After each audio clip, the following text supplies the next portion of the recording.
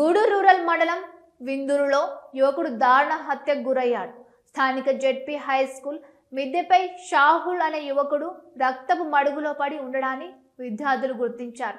మృతుడు సెంట్రింగ్ కార్మికుడిగా పనిచేస్తూ ముస్లిం కాలనీలో నివసిస్తూ ఉన్నాడు. పాఠశాల భవనంపై తెల్లవారేసరికి మృతదేహం రక్తపు మడుగులో పడి ఉండడాన్ని స్థానికులు విద్యార్థులు గుర్తించడంతో ఉదాంతం వెలుగులోకి వచ్చింది. మృతుడు అవివాహితుడు, తండ్రి చనిపోవడం, తల్లి కువైట్లో ఉండడంతో అన్నతో కలిసి ఉంటున్నాడు. ఈ ఘటనపై రూరల్ సిఐ కిషోర్ బాబు మాట్లాడుతూ మృతుడికి ఒంటరిగా మద్యం సేవించే అలవాటు ఉందని, మృదు స్వభావం కలవాడని అన్నారు.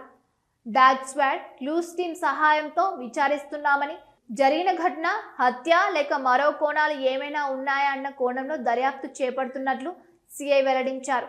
స్కూల్ ప్రాంగణంలో హత్య జరగడంతో స్కూల్ మూసివేసి విద్యార్థులను ఇంటికి పంపించి వేశారు.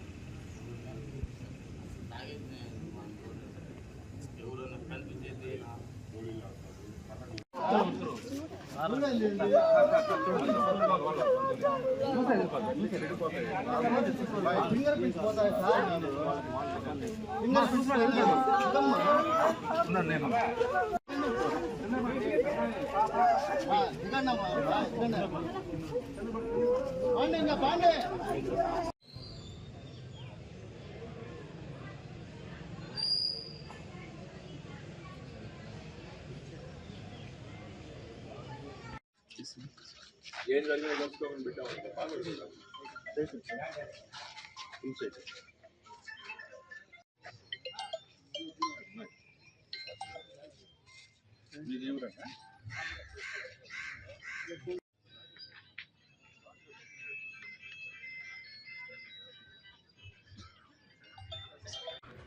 అందరికీ నమస్కారం.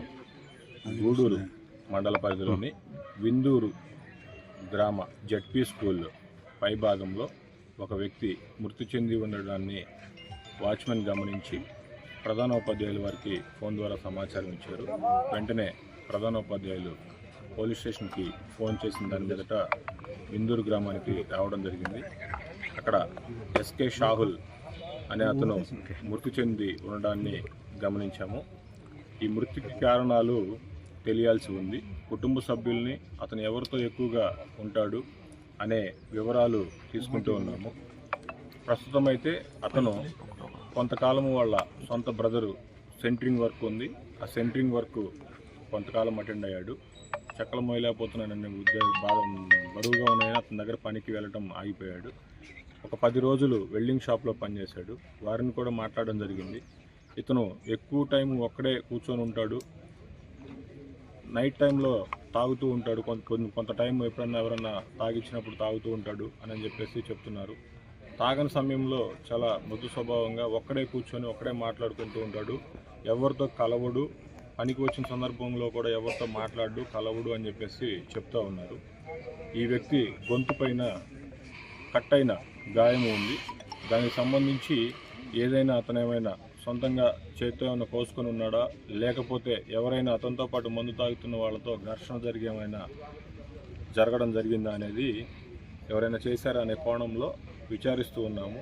దీనికి సంబంధించి కుటుంబ సభ్యులు కూడా ఎవరి మీద ఇప్పటిదాకా అయితే ఎవరి మీద అనుమానం వ్యక్తం చేయటం కానీ దీని గురించి ప్రాథమిక రిపోర్ట్ రాసుకుంటూ ఉన్నాము. ప్రాథమిక సమాచారం అడిగితే ఈ వివరాలను ఇప్పటివరకు విచారించిన దాని మీద వచ్చిన వివరాలను తెలియజేస్తున్నాను. మృతికి సంబంధించిన టెక్నికల్ ఎవిడెన్స్ క్లూస్ టీమ్ని, ఫోరెన్సిక్ టీమ్ని పిలవడం జరిగింది. అలాగే డాగ్ స్క్వాడ్ని కూడా పిలవడం జరిగింది. ఈ మృతికి సంబంధించిన కారణాలను మరి విచారించిన తర్వాత మళ్ళీ పూర్తి వివరాలు తెలియజేస్తాను.